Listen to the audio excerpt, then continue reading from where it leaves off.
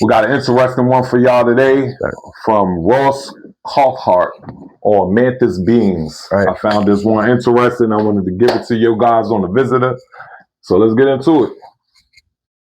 Who say that they have been visited by mantis beings. And I'll freely admit, 5-6 years ago, I would have laughed them out of town and gone, they're completely crazy people. These people, whether what they're seeing is real or not, I believe that they have had what they perceived as mantis beings in their home. And there is not a trace of guile. So off the rip, this guy's saying that he get calls from people that said they have different encounters with mantis beings. Right. So, I mean, you know. They're saying allegedly, but at the same time, these are people that had encounters. So this is, specific info from the person directly. Let's get back to it. In the way that they are telling me this story. And what's interesting is those mantis beings are telling them to engage with me. And it's getting quite personal because this is happening quite a lot to me. And I don't think I'm important. I'm just a journalist. I really, truly believe all I'm doing is following an absolute ball terror of a story. And frankly, it suits me that the rest of the media don't chase this up because at the moment, very few people are running around chasing it. Yeah, you're on the ground floor. It's just the media ain't gonna chase it up because they hiding it. Right. They covering it up. So why would they ever put it out there and broadcast it if they trying to cover it? So Mantis Beings. This one's interesting. Yeah. A mind-blowing story. Okay, Ross, this is an email coming in from John. Hello, Ross. You recently mentioned many people are sending you their experiences of firsthand contact with mantis-like alien beings. Can you give some examples of what these experiences entail?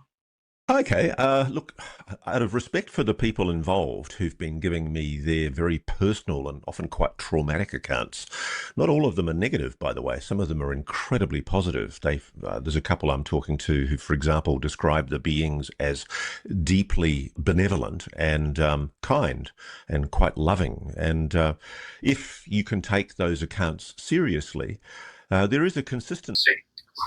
I mean, if you could take that serious, what they're saying already right there is the mantis is loving beings. Like, they pushing peace. You get what I'm saying? They ain't on the type of time that the Greys is on. So, but if you go back into one of our last episodes, you guys will also see it's a lot of these, species that they was talking about that push peace. It was 10 out of the 15 out pushing 15, peace. Yeah. So if you go back into one out, you got to go back and check the other more that's on peace type of time. But a lot of these gray beings be on the, war, evil, trying to. Always the Greys, man. But there's Memphis. This is about the Memphis beings. We ain't even talk about the Greys. This one, this is about the Memphis beings. Right. But you know what I mean? Let's get to it. Back to it. To what they're describing. And I made a note of those points. In physical appearance, in height and build, believe it or not, these beings are often 7 or 9 feet tall, very elongated, thin bodies, limbs that feature multiple joints for enhanced flexibility, just like an insect. The heads and eyes are triangular, wedge-shaped with large, slanted black or... Come on. You going in the kitchen late night, going to get some juice, and you see a Dorito head, 8-foot Dorito head with black eyes, bro. Ready to slam dunk, Come on, man. A Dorito head being? Like, what we doing here? Like, they don't even look like they got noses, mouths, anything. Just eyes. Look like a mantis. Head. Like a mantis. Like a mantis. But 9 feet bug, a 9 feet bug is insane. No, man. That's fainting on the spot. Man, listen. Let's get back to it. Mantis, listen. Reflective eyes that dominate the face. There's some reports that have a V position slant to the eyes, giving an intense, piercing gaze. The body and skin is segmented, kind of like an exoskeleton, kind of like an insect, sometimes very oily, reflective, or chitinous, in shades of dark green, brown, or black. They may have 3-pronged fingers and feet and a bipedal posture. And incredibly, they're often seen wearing robes, such as flowing purple garments, which may signify a hierarchical or ceremonial. Now, a robe, Man. where they getting that material from? That just show that they here, they copping, they going to Models or Macy's. They shopping. How did he get that robe? You ask, I mean, you answer that. Yeah. But then on the second hand of things too, the robe looked like that cloth that be having them invisible. I mean, that you know that, yeah, you remember anyway, but yeah, that it looked like that too. It looked like a curtain with a hoodie. Right. I don't know, man. They and like one of the curtains you get from the Aki store, like the Indian print fabric. Fabric. Yeah. Back to it. And in the context of encounters, they often appear alongside other entities like greys, reptilians, and they often seem to be in charge. The overseers, the people have described being levitated into spacecraft, subjected to examinations and having memories extracted by these beings.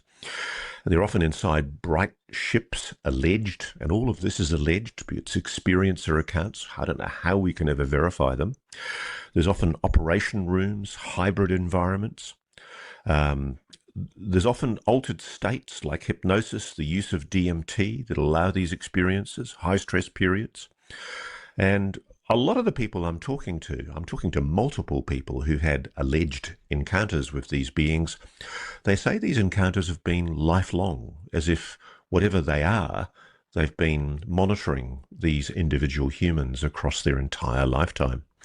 I freely admit, like some of the more esoteric areas of UAPology, I have no idea what to make of this. All I'm doing is reporting the accounts or descriptions of what. What's interesting to me about these mantis is like, where do they travel? Like on UFOs, UAPs? What are they traveling in? I meant to say. Are they even traveling? They could just be here underground. Who knows? Water. I mean, that's I don't know. That's deep right there. You know, like, cause they here apparently if they got that robe, they shopping. They here. You know. Let's get tell us what y'all think, man. Yeah, you know, drop it below, comment section. Let us know. We would like to know what y'all guys think about it. You know what I mean? How y'all feel? You know, like. Definitely put it in the comment section, man. Let's get back to it. Experiencer witnesses say they've experienced. I don't know if they're real. I don't know if they're hallucinations. What I do find interesting is the consistency of the accounts. If these people are all having hallucinations or delusions, why are so many of the supposed delusions so similar? And really, that's all I can offer. If anyone wants to share their mantid stories, I'm ready and willing to hear it. Yeah, that's crazy, man. That was a wild one. It's an interesting one, man. Very interesting. Mantis beings, you know, we got grays, we got greens, browns, black, reptilians, blacks, all these different entities, species, alien species, like right, man. It's just wild, man. But that's the I said Memphis. That's the mantis ones right there. Interesting video.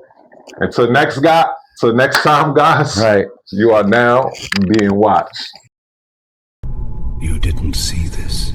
You don't remember anything. This is the visitor, and you are being watched.